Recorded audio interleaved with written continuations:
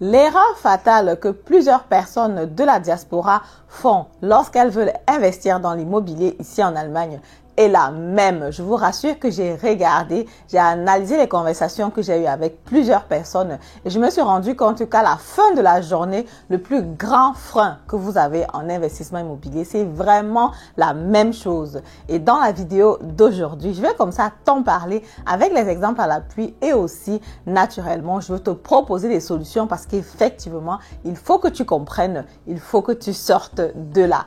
Je t'en parle dans les détails après le générique.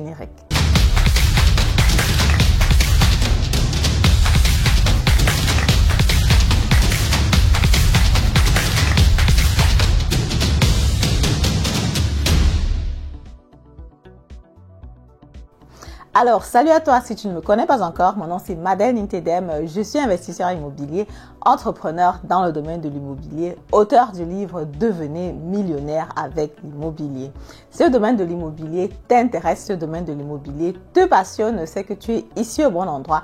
En ce qui me concerne, je suis convaincue que c'est à travers l'immobilier que la diaspora africaine peut se faire une place de qualité ici en Allemagne parce qu'effectivement, plusieurs de la diaspora, que ce soit des personnes qui ont fait de la formation ou alors des personnes qui ont fait des études, vous avez un potentiel important que vous pouvez utiliser, alors profitez pour investir dans l'immobilier parce que l'immobilier c'est tangible, c'est solide, c'est le long terme. Avec l'immobilier, vous aurez de toutes les façons votre mot à dire dans votre région, à votre locataire, bref, investissez dans l'immobilier. Si tu veux passer à l'action, si tu es déjà prêt, si tu remplis les conditions, lorsque tu ne connais pas les conditions à remplir, tu as les informations en bas et description pour me contacter pour la première consultation qui est gratuite. On va regarder ensemble ton dossier, on va voir quel type de projet passe avec toi. Je suis agent immobilier, donc je peux te proposer de différents biens immobiliers que tu peux acheter. Aujourd'hui, par exemple, je suis à Francfort parce qu'effectivement, j'ai accompagné un de mes clients qui a comme ça acheté son deuxième bien immobilier. Ça fait toujours plaisir quand les clients reviennent parce qu'effectivement, quand ils reviennent, ça montre que ça marche, ça montre qu'ils sont satisfaits et ça montre que le travail que je fais quelque part trouve sa place dans la communauté. Donc, si toi aussi tu veux faire comme celui qui a signé chez le notaire hier, je t'invite tout simplement à me contacter. Les informations sont en barre de description. Voilà, dans la vidéo d'aujourd'hui, comme j'ai dit au départ, on va parler comme ça de l'erreur des débutants pour investir dans l'immobilier. Qu'est-ce qui se passe dans la tête de plusieurs personnes? En général, lorsque les personnes finissent avec les études, commencent avec le travail, s'arrangent à avoir une nationalité allemande ou alors un séjour indéterminé, vous avez déjà comme ça les prérequis pour investir dans l'immobilier. Naturellement, il faut encore regarder avec ta balance financière. Est-ce que tu as un crédit de consommation? Est-ce que tu as la chauffe-eau? Bref, tous ces points-là, ce sont les points que je discute avec toi lors de la consultation qui est gratuite. Et lorsque là, on est sûr que tu peux investir dans l'immobilier, dans ce cas-là, tu peux déjà te lancer, comme j'aime souvent bien le dire. Mais seulement le frein numéro 1, l'erreur fatale que j'ai remarqué, qui a parfois dans le mindset de beaucoup de personnes, c'est déjà de dire, ok, je veux un bien immobilier qui me plaît à moi, personnellement, quoi, que je peux habiter à l'intérieur. Mais pourtant, ce n'est pas important du tout. C'est pas important que ça te plaise à toi. Je veux dire, c'est clair qu'il faut que le projet soit intéressant pour toi. Sur les chiffres, sur les papiers, il faut que ce soit correct.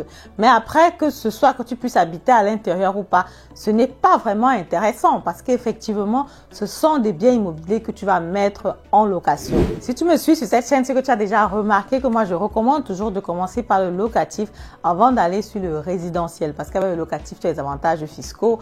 Il y a beaucoup de choses que tu peux faire. Voilà, tu peux construire un patrimoine immobilier important sur le long terme et puis après, tu peux finir sur le résidentiel. J'ai déjà parlé de ça dans d'autres vidéos que tu peux aussi regarder. Donc, du coup, l'erreur fatale que je vois beaucoup de gens faire, c'est de se dire est-ce que moi aussi je peux habiter dans ce bien immobilier là? Non, c'est pas intéressant. C'est pas intéressant du tout de savoir si toi tu peux habiter dans ce bien.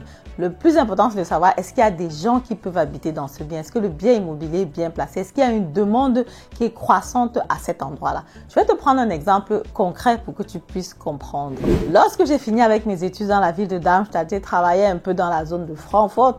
Après, j'ai trouvé donc un autre boulot à Berlin. C'était C'était comme ça dans une nouvelle branche de la société Fujitsu qui s'ouvrait sans faire de publicité. Et on est dans beaucoup de jeunes qui avaient donc été recrutés et qui commençaient à travailler là-bas. Donc là, j'ai fait la connaissance de plusieurs personnes. Il y avait plusieurs personnes. Bref, la société recrutait un peu de partout en Allemagne, quoi. Et là, on avait donc des personnes qui venaient en tant que chefs d'équipe des autres villes et qui venaient donc pour s'installer à Berlin. Au départ, naturellement, ils devaient vivre dans un hôtel, mais après, il fallait justement qu'elles trouvent leur maison dans laquelle elles vont vivre. Du coup, je posais souvent la question de savoir, ok, est-ce que vous avez décidé là où vous voulez vivre? Parce qu'effectivement, si toi, tu t'y connais à Berlin, ou alors si tu es de Berlin, tu vas remarquer qu'il y a un très fort contraste à Berlin. Quand tu es par exemple dans la zone de Neukölln à Berlin, c'est un monde complètement différent que quand tu es par exemple dans la zone de Zehlendorf. Donc tu as l'impression que tu es dans deux mondes parallèles, quoi. Pourtant, c'est la même ville. Donc du coup, quand les personnes arrivaient, quand les managers, c'est vrai qu'ils étaient tous aussi relativement jeunes, c'était des personnes qui venaient aussi de finir l'école, donc à peine, je sais pas, 27, 28 ans, 30 ans maxi, la majorité disait qu'elle veut vivre à Neukölln. Ce que je ne comprenais pas du tout, parce que moi, venant par exemple de Mayence, ici dans les alentours de Francfort, qui est une petite ville, ayant étudié à Darmstadt, qui est une petite ville, c'est vrai que même au pays, j'avais toujours l'habitude d'être dans un endroit un peu cosy, quoi. Quand je suis arrivée à Neukölln pour la première fois à Berlin, j'ai eu un choc parce que je me suis demandé, mais ça c'est quoi ça? Tellement de personnes qui étaient là, tellement de personnes étrangères. Oui, c'était difficile de voir tellement de personnes étrangères dans Berlin ou alors en Allemagne. Pour moi, c'était un peu différent, quoi, que quelqu'un qui a par exemple étudié à Darmstadt et qui a vécu un peu à Mayence. C'était un peu difficile en fait pour moi. Et donc quand je suis arrivée là-bas, j'ai cru que j'étais carrément à l'étranger en fait. Et pour moi, c'était un peu difficile parce qu'effectivement, n'ayant pas vécu dans ce genre d'endroit. Et je me rends donc compte que mes collègues qui sont là, tous me disent qu'ils veulent vivre plutôt à Neukölln. Je me dis, hein, comment est-ce que ça peut se faire? Comment est-ce que vous pouvez vouloir aller vivre dans un endroit où il y a beaucoup de bruit, beaucoup de personnes sur la rue? À Neukölln, quand tu conduis la voiture, une personne peut te garer devant toi, tu crois qu'il a juste garé alors que bon, il a garé, il est même sorti de sa voiture, il est parti, quoi. Donc tu ne sais même pas s'il va revenir. Bref, là-bas, c'est un peu genre, voilà, un peu comme à l'étranger, quoi. Donc un peu comme au pays, il va falloir peut-être un klaxon fort, il y a la police qui est à côté. Dans les commentaires, on dit souvent que voilà, c'est un quartier que l'Allemagne a abandonné aux étrangers. Bref, mais à ma grande surprise, c'était le quartier où ces personnes-là qui venaient d'ailleurs voulaient vivre. Et quand j'ai posé la question de savoir, ok, pourquoi vous voulez vivre là-bas? Ils m'ont dit, oui, ça nous permet de découvrir, ça nous permet d'être dans notre atmosphère, ça nous permet d'être un peu comme si on était à l'étranger, comme si on était en vacances. Il y a les locales qui ouvrent jusqu'à 2 heures le matin, 3 heures le matin. Il y a les boîtes qui sont ouvertes tout le temps. Bref, pour eux, c'était l'action qui était importante, quoi. Alors que moi, je me disais que, ok, pour une personne qui arrive, par exemple, qui est jeune et qui veut, par exemple, qui a son salaire et tout le reste, il va peut-être vouloir aller vivre à Charlottenburg, à Zehlendorf, bref, je sais pas. Et là, même quand tu demandais le loyer, ce n'était pas de la rigolade, c'était des loyers qui étaient vraiment aussi élevés. Donc, je veux dire dans cette vidéo, le point numéro 1 que j'ai vraiment remarqué, c'est que plusieurs personnes pensent que le bien immobilier, c'est en fait pour eux. Donc, si moi, par exemple, à cette époque-là, on me proposait d'acheter un bien immobilier à Neukölln et que j'étais, par exemple, dans ce mindset qu'il me faut seulement un bien immobilier où moi-même, je peux habiter à l'intérieur, je ne pouvais jamais prendre un bien immobilier dans cette zone-là.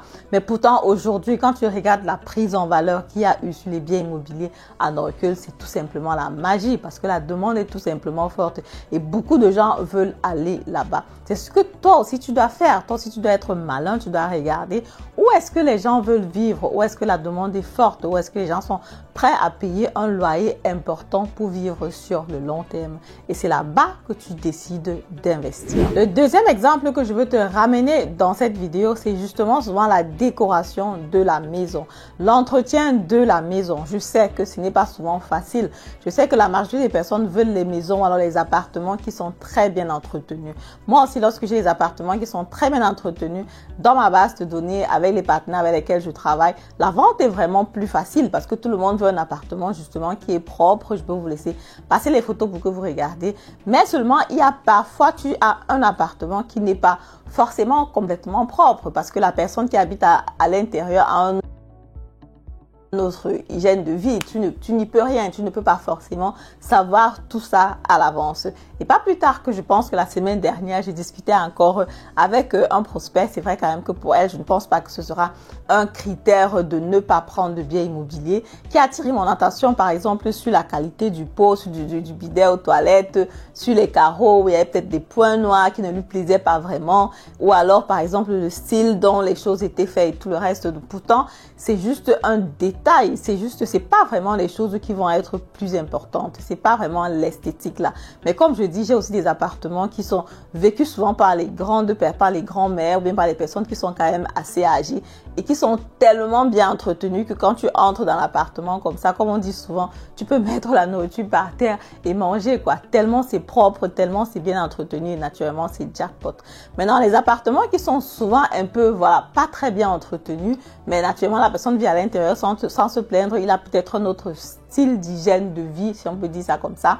Généralement, il faut savoir que non seulement la personne en sortant doit remettre l'appartement dans l'état où il était quand il est entré. Donc, ça veut dire que s'il a fait, je sais pas, n'importe quelle décoration au mur ou dans la salle de bain, peut-être que c'est pas très propre et tout le reste, il va devoir chercher une dame de ménage pour pouvoir nettoyer pour que ce soit propre avant qu'il ne parte. Maintenant, si c'est le cas que ça n'avait pas été fait ou peut-être, voilà, il ne le fait pas ou je sais pas moi, quelles que soient les raisons, bon, allons sur le worst case, quoi. Disons par exemple qu'il laisse l'appartement dans l'état que c'est avant de sortir. Tout ce qui est dans les meubles, tout ce qui est dans la maison, tout ce qui est dans style, déco et tout le reste, ce sont des choses que tu peux facilement améliorer. Ce sont des choses que tu peux améliorer à des coûts qui ne sont pas très élevés. Par exemple, si tu veux changer un peu je vais dire les choses qui bougent, quoi. Si tu veux refaire complètement les toilettes avec les carreaux et tout le reste, naturellement, ça va te coûter de l'argent. Mais si tu veux, par exemple, juste, je sais pas moi, changer le bidet, c'est parce que quand tu commences à changer une chose, c'est souvent bien de changer le tout pour que ça passe, sinon le design ne passe pas complètement. Mais il y a des choses ponctuelles que tu peux changer et qui ne vont pas te coûter aussi cher. En général, on peut compter sur, je sais pas moi, 5 000 euros, 10 000 euros pour refaire complètement pour que ce soit plus propre, quoi. Alors, pour que ce soit un style assez intéressant. Et toutes ces dépenses, ce sont les dépenses que tu peux faire valoir dans ta déclaration d'impôt et recevoir comme ça une partie lorsque tu fais ta déclaration d'impôt. Donc, pour moi, le style de la maison à l'intérieur, c'est pas vraiment un critère KO. C'est vrai que comme je dis, c'est toujours bien d'avoir un appartement qui est déjà propre à la base, où les photos sont propres, c'est bien entretenu et tout le reste. Mais parfois, il y a des situations où on a un appartement où, je sais pas moi, il y a un monsieur qui vit à l'intérieur et que parfois, voilà, c'est pas trop ça. Il faut juste savoir qu'il va peut-être falloir lui demander, à lui mettre vraiment la pression pour qu'il remette l'appartement dans l'état où c'était avant de sortir. Sinon, il va falloir que tu prennes un peu de l'argent que tu vas mettre là-dessus pour rendre l'appartement à ton style. Ce que j'ai aussi souvent fait avec d'autres personnes, avec d'autres propriétaires, c'est que vu que je propose aussi des biens immobiliers qui sont toujours très très bien placés, j'ai eu un cas, je pense, il y a 2-3 ans, quand le locataire est sorti, vu que la personne qui avait l'appartement ne voulait pas, voilà, ne pouvait pas vraiment complètement rénover, faute de temps et tout ça, elle a donc tout simplement mis l'annonce sur Internet. Et vu qu'il y avait une forte demande qui était là, elle a dit, OK, toi, cher futur locataire, je te choisis si et seulement si tu es prêt à faire des petites rénovations à la maison. Donc, il va falloir donc que tu fasses éventuellement la salle de bain parce que là, la locataire, quand avant de partir, avait peint complètement les murs et avait dit non, la salle de bain, elle avait retrouvé ça comme ça. C'était toujours comme ça depuis le début. Donc, le type a dit, OK, je suis prêt à rénover la salle de bain. Et il y a eu un entendement, quoi, par rapport au loyer et tout le reste. Ce n'était pas des grosses dépenses, mais c'est quand même des choses qui devaient quand même améliorer la qualité de vie du locataire parce que le locataire aussi lui-même, il veut être à l'aise dans la maison. Et depuis qu'il est là, je pense que ça fait peut-être 2 ans par là, il n'y a pas eu de soucis jusqu'à présent. Donc, ce sont des points comme ça qui sont importants à savoir. Les choses qui sont dans la maison ne vont pas te coûter généralement très cher à rénover. Je conseille toujours de mettre un peu d'argent de côté pour quand aussi le locataire sort et éventuellement tu peux avoir besoin de faire une rénovation. Mais pour les biens immobiliers que je propose, en général, on demande à la personne qui entre, s'il a 2-3 trucs à faire, de les faire lui-même et de dire tout simplement à l'avance parce qu'effectivement, il n'a pas le droit de faire ce qu'il veut dans l'appartement sans poser la question au propriétaire. J'ai aussi eu un cas comme ça l'année passée où le locataire est entré dans la maison. Je pense que c'était le sol qui ne lui plaisait pas vraiment et il a voulu mettre complètement le parquet au sol et il a voulu refaire complètement la salle de bain. ce qui était tout bénef pour le propriétaire, quoi. Parce que là, quand le locataire investit aussi dans l'appartement, c'est toujours bien pour toi, le propriétaire, parce qu'effectivement, ça montre que le locataire est sérieux, le locataire veut rester comme ça sur le long terme. Après, j'ai aussi souvent eu des remarques du genre, oui, Madel, le bien immobilier, il est très haut, le bien immobilier, il est très large, c'est un complexe de beaucoup d'appartements, non, je ne voulais pas ça, c'est au premier étage, c'est au deuxième étage, non, je veux plutôt le troisième étage. Bref, pour moi, tout ça, c'est vraiment les détails. Le plus important, c'est que l'appartement soit à un bon endroit, que l'appartement soit déjà en location et que tu saches que si le locataire sort aujourd'hui, tu trouves un autre locataire demain. Ça, c'est vraiment le plus important. Donc, pour récapituler la vidéo, je vais donc te dire comme ça que l'erreur fatale numéro 1 que plusieurs personnes font en investissement immobilier dans la communauté, ce que j'ai remarqué, c'est toujours de se mettre à la place, de se dire qu'elles vont habiter dans le bien immobilier, quoi. Et je pense que c'est vraiment un grand frein parce qu'effectivement, peut-être elles ne pensent pas aussi qu'elles peuvent aller au-delà de ça parce qu'elles se disent que, ok, peut-être ça sera mon seul bien immobilier et si c'est mon seul bien immobilier, j'aurais peut-être mis l'argent sur un bien immobilier qui ne me plaît pas vraiment, quoi, ou je sais pas vraiment, mais pourtant, dans la communauté, on a toutes de fortes et de bonnes crédibilités. On peut vraiment aller loin avec sa crédibilité. Donc, du coup, n'aie pas peur. Si tu prends déjà d'abord un premier appartement au début, que ce soit une chambre, deux chambres ou trois chambres, regarde juste si l'appartement est rentable, si le bien immobilier est rentable. Est-ce que toi, tu trouves ton compte financièrement? Est-ce que les personnes ont envie de vivre à cet endroit-là? Et si déjà la réponse c'est oui, naturellement, c'est que toi, tu peux investir dans l'immobilier dans cette région-là. Je sais que c'est une histoire de mindset, effectivement, parce qu'effectivement, il faut un peu se détacher, il faut un peu savoir que, ok, c'est pas moi qui va vivre à l'intérieur, c'est quelqu'un d'autre, quoi. Et si tu as déjà compris ça, c'est que ton investissement immobilier sera de plus en plus facile à faire. Voilà, c'est donc comme ça ce que je voulais partager avec toi dans cette vidéo. Si la vidéo t'a plu, comme d'habitude, je t'invite à me mettre un pouce en haut, commenter la vidéo, partager massivement la vidéo et on se dit à très bientôt pour la prochaine vidéo. Au revoir.